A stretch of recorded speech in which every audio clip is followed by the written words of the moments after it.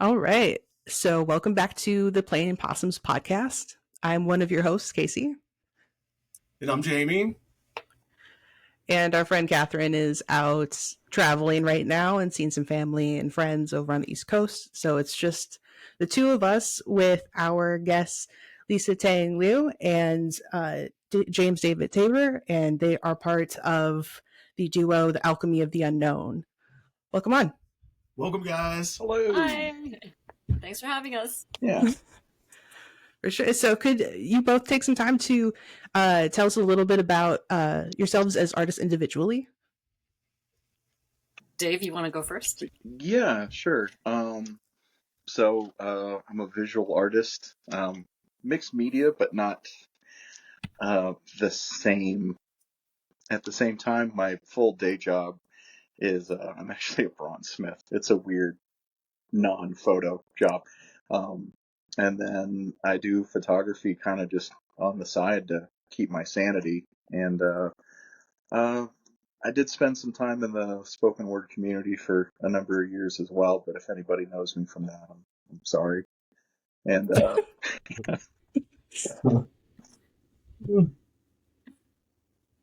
I'm good. Yeah. Okay. I'm Lisa Tang Liu. I am a visual artist. I'm doing a lot of mixed media these days, mostly lens-based, but I'm kind of moving away from basically just literal photography and moving into more conceptual stuff. And when I'm not making art, I am a full-time mom, also a bookkeeper, and yeah, that's about it. That's awesome. Thanks for sharing with us more about yourselves and your practices. And how did you guys get started? Because from my understanding, you live on opposite sides of the country. Yeah, how do y'all know one another? Instagram. Yeah. Oh, really? Solely Instagram. Yeah. We were both. Oh, you want to go? No, go ahead. So we're both Holga photographers, and we're both going back into using film during the pandemic, and hashtags just brought us together, and and I saw that Dave he would do these like periodic videos once in a while to show what he's doing with film and darkroom stuff, and he had this post on which he had like all these rolls of film that had been sitting around for years and he didn't develop them, and I also had rolls of film sitting around, so when he got them developed I felt inspired and got mine developed as well. Oh yeah, Nice. yeah. It was more than just the like having the physical film sit around. There was also like an emotional backing behind it of the why would I get these developed if no one's gonna see them kind of thing. Like there was some emotional weight felt by both of us on this having undeveloped film. You can't throw it away because you shot Right. it, but yeah, Right. you don't want to get it developed because it's like, well, who cares? So Lisa understood the depth behind what to some people might just be like a random post, and that actually started a lot of our conversation. Yeah, but interestingly though, we didn't actually start like talking about all this stuff until like I think later on when you actually texted me a picture of or DM'd me a picture of your collection of the Tao Te Ching. Oh, And right, yeah. I don't know if you guys are familiar with the Tao Te Ching. No. Jamie, you nodded a little I bit. believe so. But please go ahead. Okay, it's the text of Right. Taoism, Yeah. and Cool. it's a Chinese philosophy of living in balance and harmony, pretty much. And Dave, you want to talk a little bit about why you have a collection of the Tao Te Ching? Well, honestly, it started when I was a youth. I mean, I say youth now. I was probably about 16, 17 years old, and I was raised Southern Baptist, and that really intrigued me as far as a 180 from what I was raised with. So I was super into it. there is kind of this thing though of like I'm super into it, but I don't want to look like David Carradine super into it. So like it's not like my avatar or anything, so it's just something I've been deeply connected with for a long time, and it was fun to actually have like another thing with someone else, especially can understate how much the pandemic, I think, feeded a lot of this, of just the, you know, finding connections with people online beat the, like, I'm scared to go outside show. Like, Totally. yeah. Yeah. And at that time, I was actually, I had a separate Instagram profile that actually focused on Tao inspired photos, like nature photos that were Tao inspired. And that kind of started this. That's why he DM'd me this collection of the Tao Te Ching. Because my husband at that time was actually translating, making a new translation of the Tao Te Ching. It was during the pandemic, and I started getting into it. Very cool. So how did the talk of collaboration end up coming about, I guess? Because you found this mutual interest, but then what was like, we should share film? That is a good question. I think we started like it was initially my idea because we were both going back into film and going back into using the Holga, and I thought it would be very interesting to see like how Arizona would look against like Massachusetts, because we're such different places, geographically and politically, and just wondered how these would look together. And so initially it was just like we did our own pictures and compare them like side by side, right? Yeah.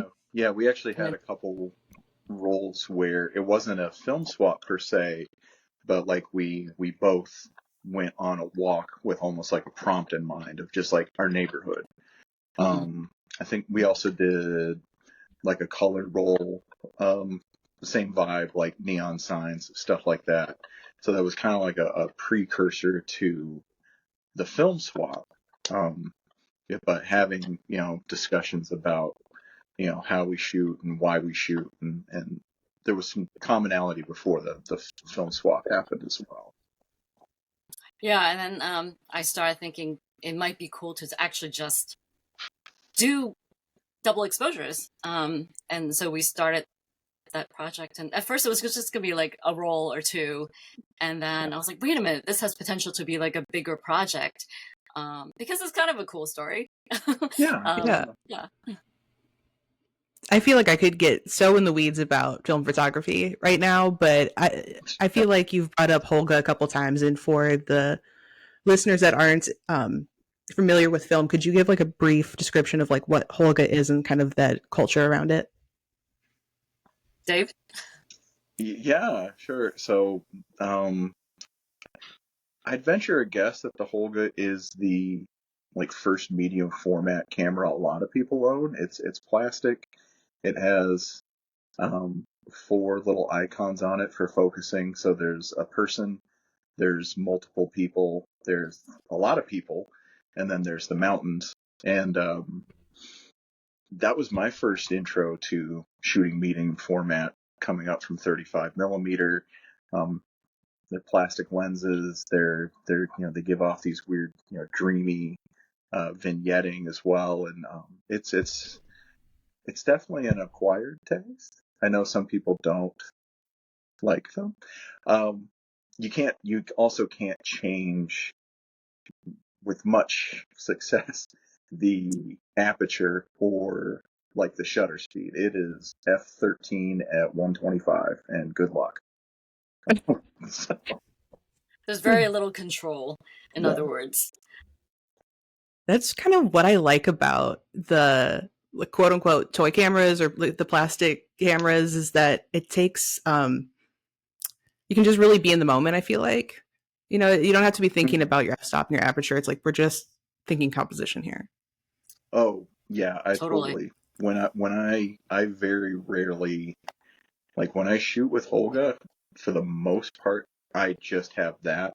because my brain needs to be do different camera things. So like, I used to do the whole camera juggling thing of like trying to bring like 4 to 6 cameras with me, because I want each one to have like the best camera to represent the best shot. And honestly, I try to go out with 2 now, and usually it's a Holga and something else with like buttons, dials and things like that. But I can't.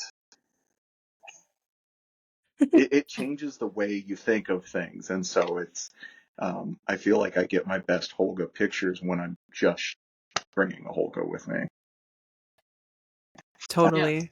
Yeah, I think that's a very important element of like our name, Alchemy of the Unknowns, because there's so many unknown factors in our project. And being the Holga, the uncertainty, like the lack of control on the Holga is one element, one layer of those unknowns. And film. Initially we were actually using expired film for some of our pictures, so that was another interesting element. Yeah, for sure. Yeah, that's a whole gamble trying to just exclusively use expired film, because I just feel like you never know what you're gonna get. yeah. Yeah. I think through the process we for the film nerds we settled on HP5. So Yeah. we got our best Hopefully results from HP5. that. It gives us latitude. And it ended up becoming like some of these things developed into larger metaphors as we were going on of, trying to use the right film so that both of us have latitude to express our vision. Whereas with some other films, it's either one or none of us, one or each of us, and trying to we started adapting definitely as we were going along to make sure that, more of the photos were like 60% to 50% someone and 40 to 50% of the other. When it felt like one of us dominated the image, while sometimes they were still really. Oops. Yeah, hold on. Did we lose Jamey too? Yeah, Jamey fell off. He just texted me that he fell off. Okay, there we go. Okay, You're my back. dad just called. Yeah. Okay. Oh, okay, that's fine. Yeah, sorry, Jamie's internet's been in and out all day, I guess. So I don't know if he'll be joining us for the rest of the interview, but I'd love to keep talking to you all about this project and film and everything. So Cool. Yeah. Cool. So you were talking about making sure that there was maybe not a dominant, or like you were trying to go for a dominant person's image, or a dominant image on the frame, rather than it being like 50-50. Was that what I was understanding? More or less, no. Trying to shoot for a balance between the two of us, so that, like, because Lisa and I are the only ones that know what portion we shot conceptually, Mm-hmm. trying to make sure that people know when there's a blending of when one stops and the other begins, the image has more of a uniform feel. Whereas I can look at something because I know not only I shot it, but I'm the one that lives in the Southwest, so Lisa's not taking a picture of a cactus. So like, if we have like, a really strong cactus dominated photo, I was feeling like Lisa wasn't in it as much. Yeah. And so there's this trying to make sure that both of us are expressing ourselves in the image. Because people started looking, it's like, we're going through this whole process together. We're both developing. Whomever ended up with the role last when we were doing this ends up doing the developing. So, I'm taking as much time to develop a roll of film, with Lisa's input as mine on it, and we're, broadcasting it on, Instagram and trying to get it into places. And it takes, there's a lot of work in getting your photos seen anyway. And so trying to make sure that all of this work is for both of us, if that makes any sense, you know. So And I think, I mean, it's actually a good point that you raised too. But that's something that we've been struggling with too. Like, I think when we're editing photos, we always choose the ones that have more balance to them, like mhm. more 50-50, right? But there are actually some really good photos that are clearly like, just maybe 20% me and like Yeah. 80% him. And actually recently one of those was chosen by Panopticon Gallery for the show, and I was actually a little shocked when they picked that one, because like my waves on the beach were so subtle that you really have to like look really closely to actually see them. But I mean, but if you're just looking at it as an image, it's actually a great image. It's just that, just it's not a balance, but it's okay. I think it's like Yeah. to accept the idea that it is actually okay. It's still a good image. Yeah. That's really cool. Are you putting up like bumpers for how you're shooting your film so that there is a better chance of there being 50-50 split on the image? Somewhat. I usually use a yellow filter to give a little bit more contrast, and then when necessary, I do have a red filter to take down a couple stops. But sometimes I forget, and you know, there's also just making jokes about this, but like even though we're both on the same planet, I feel like Arizona's a little closer to the sun, and I just forget how much this place can just wash something out. Yeah, it's it's like sunny 22 over here. It's not sunny 16. You have a very bright sun over there. It's very intense. Yeah, I was over there last spring, like down near Tucson shooting, and I had a lot of like 100 and 200 speed films coming from the Pacific Northwest. I was like, this will be enough. Like this is what I shoot in the summer. And then I got all my stuff back and I was like, wow, this is so blown out. Yeah, But it was a fun experience anyway because sure. it's so different than what I'm normally shooting. Well, it does make it easier to handhold because everything is so bright. So I don't know. Anyway, That's true. and we got you. So yeah, we have Jamie back. This is Hi, Jamie. exciting. Internet issues. Welcome back. Forgive me.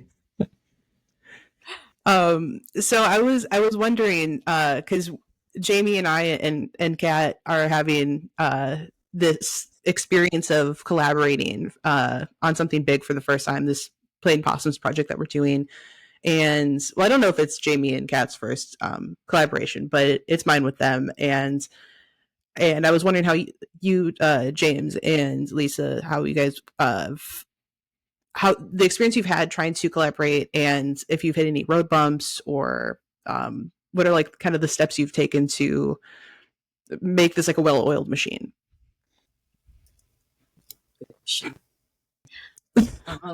I I'll go first.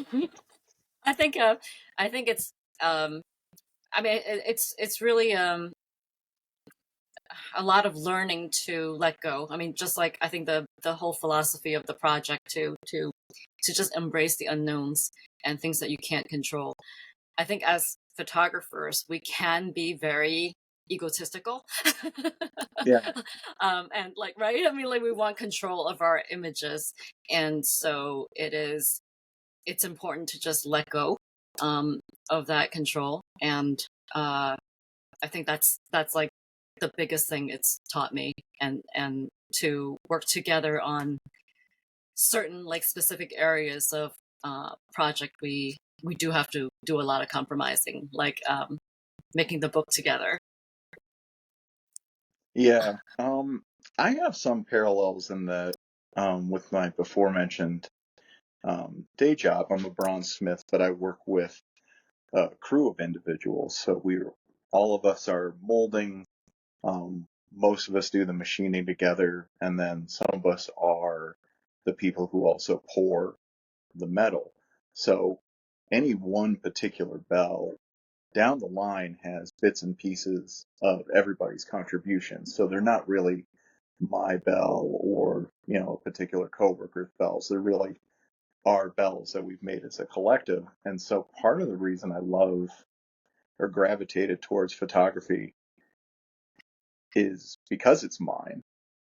Like that's one thing I have 100% control over pretty much through the process. I even remember, like, when I was beginning to shoot film again, I was taking stuff to a local lab and I was looking at one of the negatives and I noticed that they weren't pre-soaking. So there was like a little bit of a wave of developer as it first hits the negative. And it was at that point I realized that I should just be doing this. Like, if I'm that nitpicky that know that they're not doing a pre-rinse, like, enough to do it at home. So, like, taking something now that is mine, per se, and sharing that with somebody else and, acquiescing certain things in a field that's, I do specifically because it's my outlet. It can be a challenge. The book was definitely probably our biggest hurdle. It Yes. wasn't even so much like what went in and what went out, but a lot of it focused around the the text and like laying out of things. One of the jobs I had before I got into metalworking was actually a typesetter for business cards. And so this whole project, we're working on a book. Some of it started to remind me of working for somebody, not for myself. And that's none of Lisa's fault or anything. It's just that it started to become some of that, and learning how to pace a project so that you're not burning somebody else out. These things, take time. We've done a number of roles since the book came out, and I think our process has grown and matured a lot through. Yeah, the book. The book was hard. I mean, Yeah. we talked about it at the artist talk when we got to see each other in person when I flew out to Boston. Of like, the book pretty much broke us. There was about a month where we weren't friends. I was like, gosh, I don't know if we could be friends anymore. I was like, it was tough because like I like writing. I really actually love writing. Um, and Dave doesn't No, really like writing. And so, I do a lot of editing and but I feel bad asking him to change things. And he's very familiar with using making zines and everything. And so layouts and everything, that was all him. And it was just really hard to actually split the that process, right, of actually putting making the pages. So he did most of that. So whenever I needed a change in a text, I had to ask him, and I felt so bad, like asking him every time. So that was a little painful. But yeah, but it worked out. Well, and was the whole book completed remotely? Were you all both in separate yes, places working on the book as well? So yes, We that's did and not then meet in person until we got that big show in Boston, and he flew out. yeah, impressive, y'all. I would even say most of it was done via like text, email, and Dropboxing images. Yeah, email. Wow. And Yes. there's certain things too, like afterwards, after we're done, of it probably would have been easier, and realize these things after the fact of if we both used the same editing program, we could have sent each other things, but because I had to bottleneck everything through the programs I was using, it made it so that I was kind of like I was the book gatekeeper. Yeah, and so How that long was that puts process, y'all? From Hmm. I so I want to say the actual process of making like a 32-page book was about a month, but after we started shooting and sending things back and forth, I started seeing it as a zine. So I started trying to do things that I thought would fit in print more. So like I think one of the best roles we had, I shot, I sent Lisa a roll of 35 millimeter film. She shot it in a Holga in 120 format, sent it to me, and then I shot regular 130 in a regular 35 millimeter camera, because what I wanted, I was starting to envision like long scaping, like landscapes to be the centerfold. So my gears were working on how to make this gear, how to make this look more geared for a book. And Lisa was thinking of getting the stuff up on walls. So the stuff that we did that was all 6x6 worked really well in getting us into public spaces, whereas my brain, I'm thinking of publishing. And so simultaneously, we both got what we wanted, you know? Yeah. It worked out. Yeah, it did. It did. But no, I think we definitely grew from the experience. I mean, not only is there the liberties you're giving somebody else with a creative project, but then there's other things like, unfortunately, money.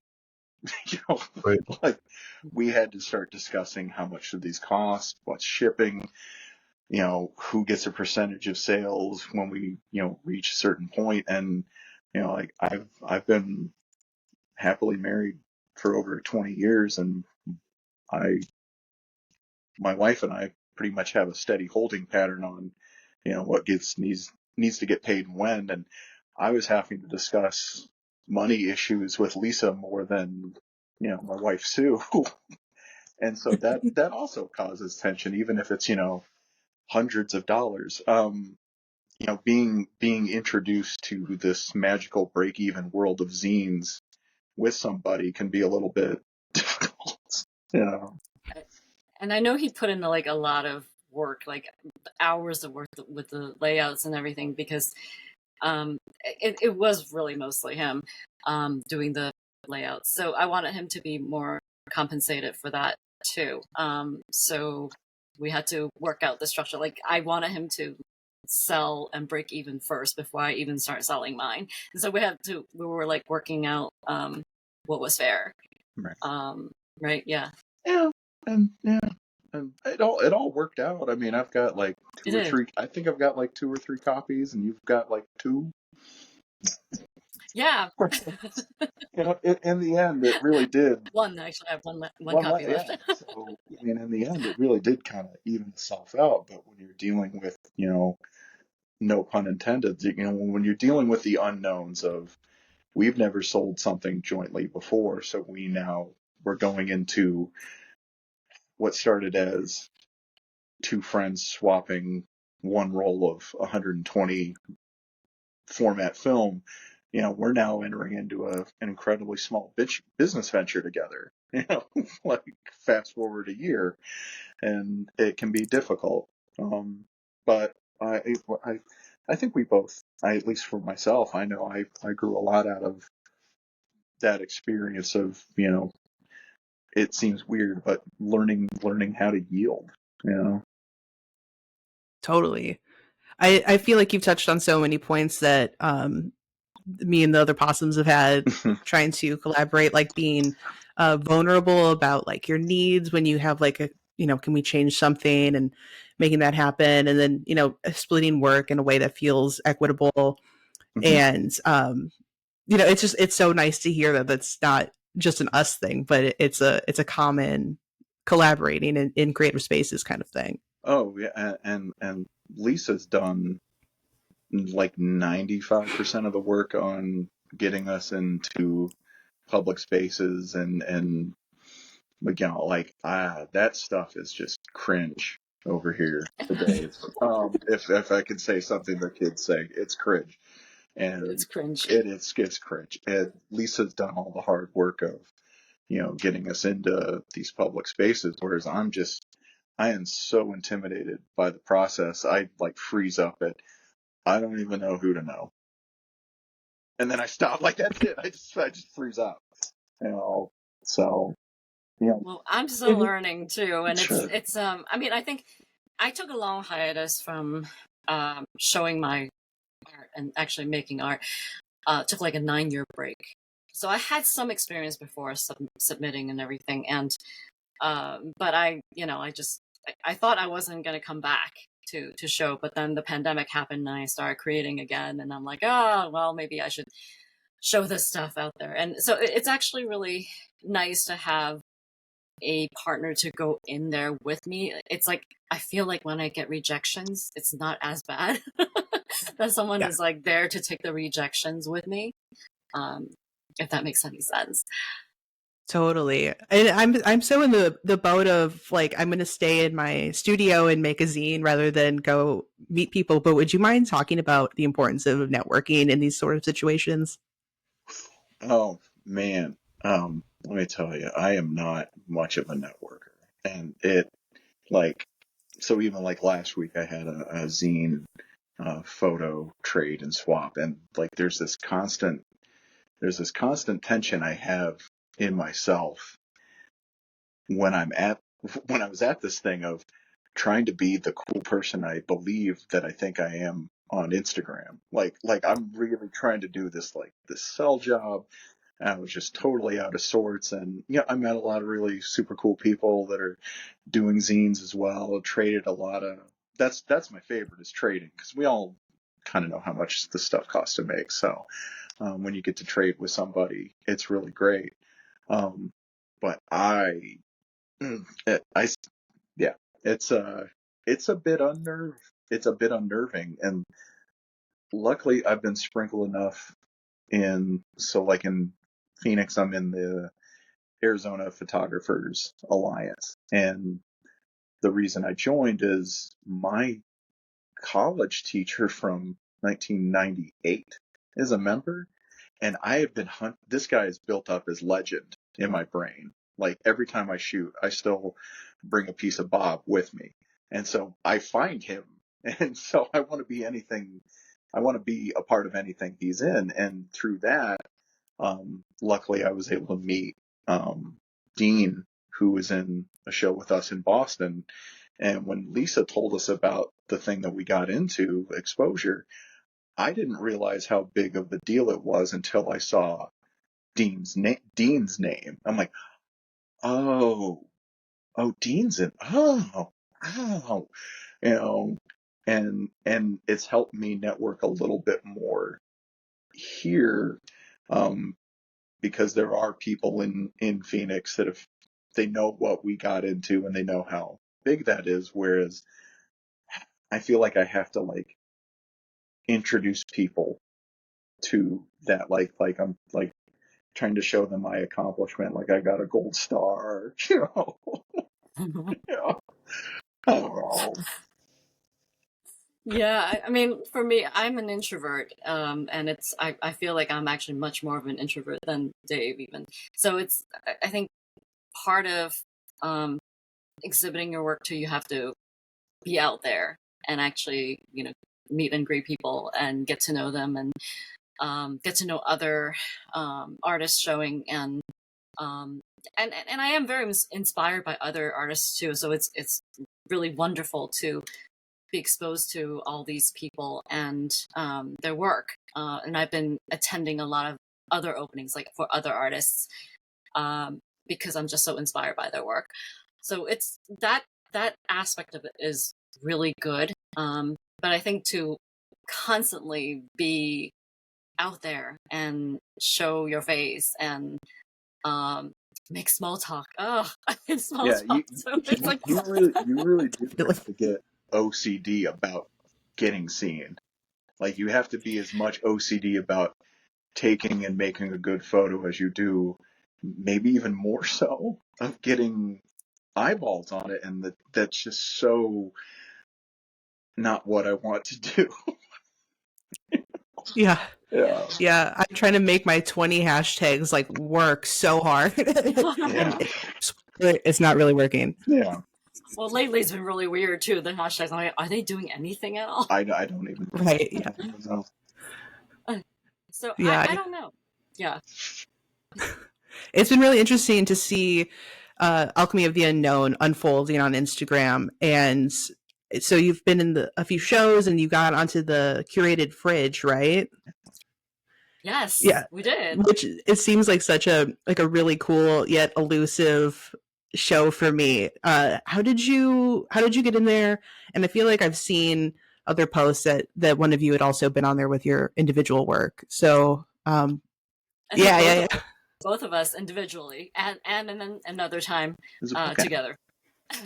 Yeah, we bookended it. Lisa was able to get on by as Lisa, and then we got on, and then yay! Yeah. But that's also part of the collaboration of I didn't know what it was.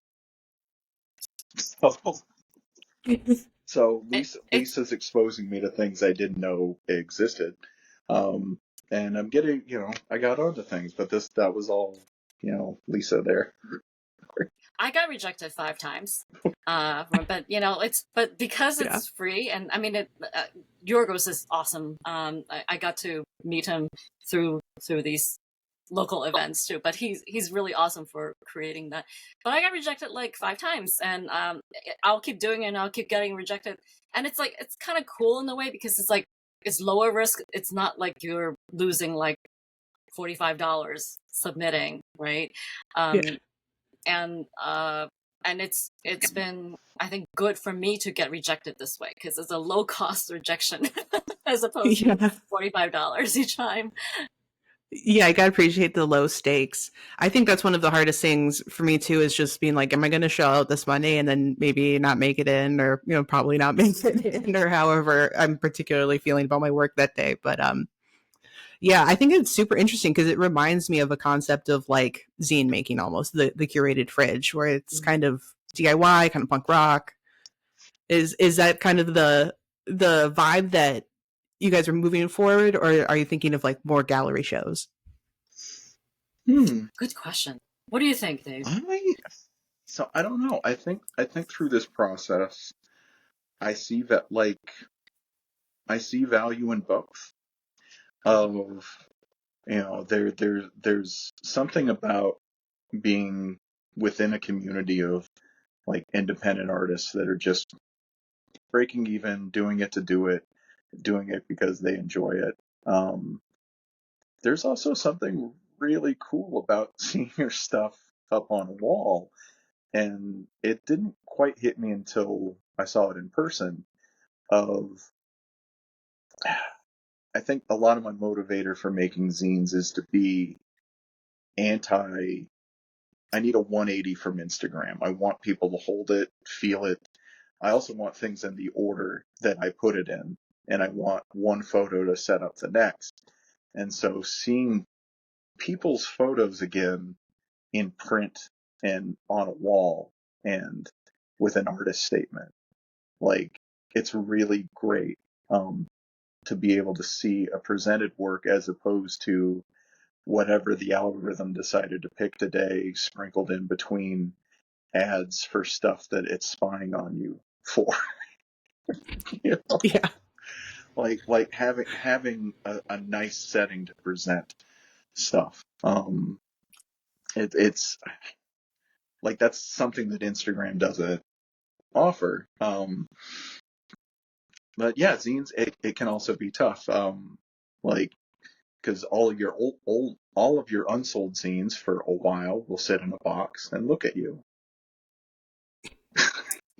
Totally. Yeah. I would like to do all 3. I mean, I still want to keep doing Instagram and show the the work that I'm doing, as it could be like totally unrelated. So my stuff is kind of random. That's why I named myself expert in nothing on Instagram, because I kind of just do everything. Sometimes I go to nature, birds, and then sometimes I swing back to art and stuff. So I want to keep doing that. At the same time, like, I mean, the gallery thing, I'm kind of conflicted on. It is nice. It's really nice to see the art on the wall, but I also want it to be accessible to people who, I mean, not many people would buy a large print and put on the wall. There's not that much wall space. I don't have the wall space. So I kind of, I wanted to make it accessible too. So I think the zines are a great thing to keep doing. But I think with the, I don't know if it's vanity. I keep asking myself, like, why do we do this? Like the gallery thing. It's nice to get, I guess, validated by the experts in the field, I guess, who are more academic.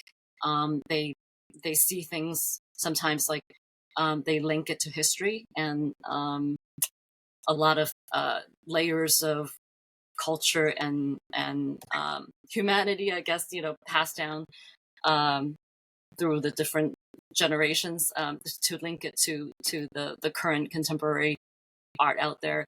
So it's nice to have that validation. At the same time, it's very costly to frame and show and print photography. So it's I'm trying this out and see where we go. And I mean, the hope is that we will end up in a museum collection or collectors that will find collectors who would buy our work. Because I mean, it's not something that's sustainable if you keep on generating these like big pieces of framework. I don't even have space to store it. Right. As much as I was, alluding to, the box of unsold zines that stare at you, my box of unsold prints stares at me way harder. Yeah. Yeah. So that's like something that we really have to work out. For sure. I have to commend you both for trying to sell things because I have no idea where to even start. People would be like, "Oh, are you selling to prints? Can I like get this in prints?" I was like, I guess, like if I can figure it out. Because I haven't been doing any of like my own printing or anything. I'm just like at the mercy of like Blue Moon or Darkroom Labs or something. Mm-hmm. Just like, can you send me this, and then eventually I can get it to them in a couple weeks or whatever. So are you guys going to be doing any like new rolls of film? Are you currently working on any new rolls of film at the moment? Well, we did 5. We just did did 5 5 since the book came. We did one color roll after. and then 2 black and white to each of us. And we started building off of what we felt worked from our previous experience. So one of our happy accidents was a mess up that I had made while I was advancing, and we ended up with almost like this triptych. And so this time, Oh, cool. right, and it was great. And so this time, what I deliberately did was I shot with the 16 frame. I shot 16 frames, mailed it to Lisa, and Lisa deliberately shot 12 roll shots over the 16 to try to mirror some of these what were at one time mistakes. Yeah. I can't hold back any longer. I have to ask, how are you guys able to line up the frames? So like before, like intentionally going over, I see your work and I'm like, how do they know like when to stop and like, rolling the film or like what the first frame is that, has already been shot? Love to hear the process. With 120 film is actually not that hard because the backing paper actually has the numbers for you, and as long as you rewind tightly enough, right, it pretty much lines up on a Holga. The 120 has actually been the easiest. The 35 millimeter, so that's a challenge. That's more of a challenge, and the thing that I think worked for both of us on our end is shooting with the same camera. And so like one of the rolls was the Holga 135 BC.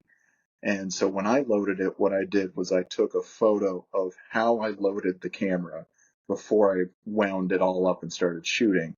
Also, the Canon EOS 650, which is like the first EOS film camera. So we both have that same film camera and same premise of we put the film in, take a photo of how we loaded it, and hope for the best.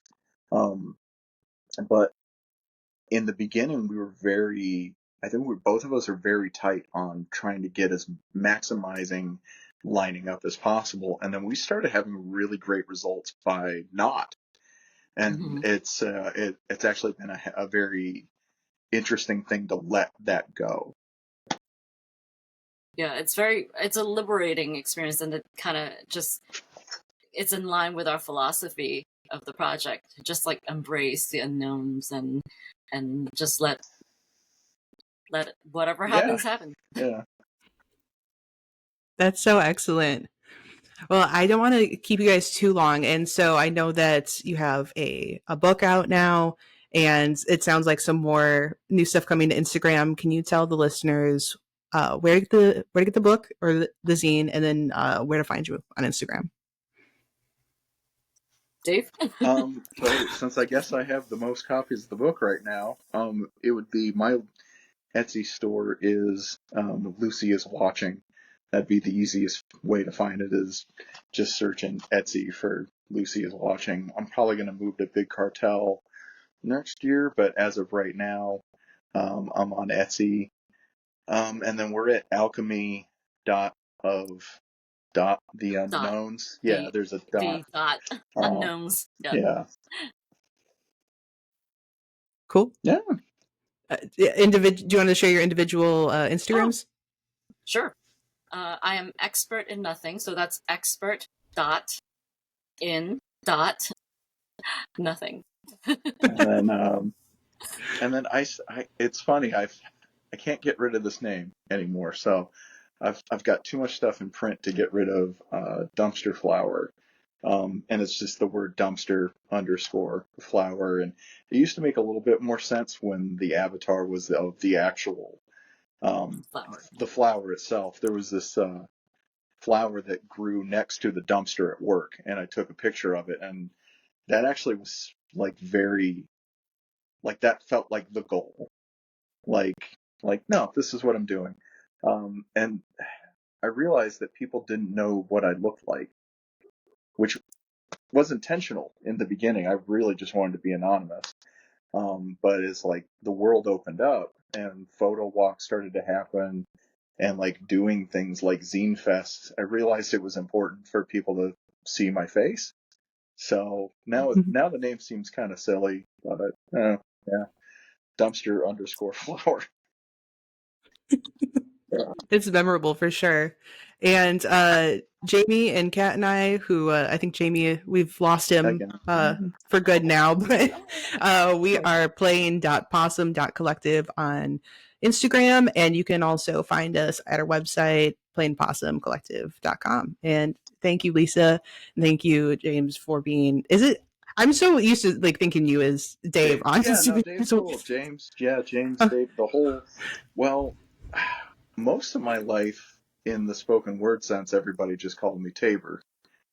So that's another weird. And many names. Yeah, and it's a very on purpose thing of the giving names are like baskets, and you put projects in baskets with names, and I don't know, whatever. It's Well, thank you both for joining me today, and Jamey and Kat in spirit. So I'll see y'all later. Thank you. all right. Thank you, Kacey. Thank you, Jamey. Thank you, Kat.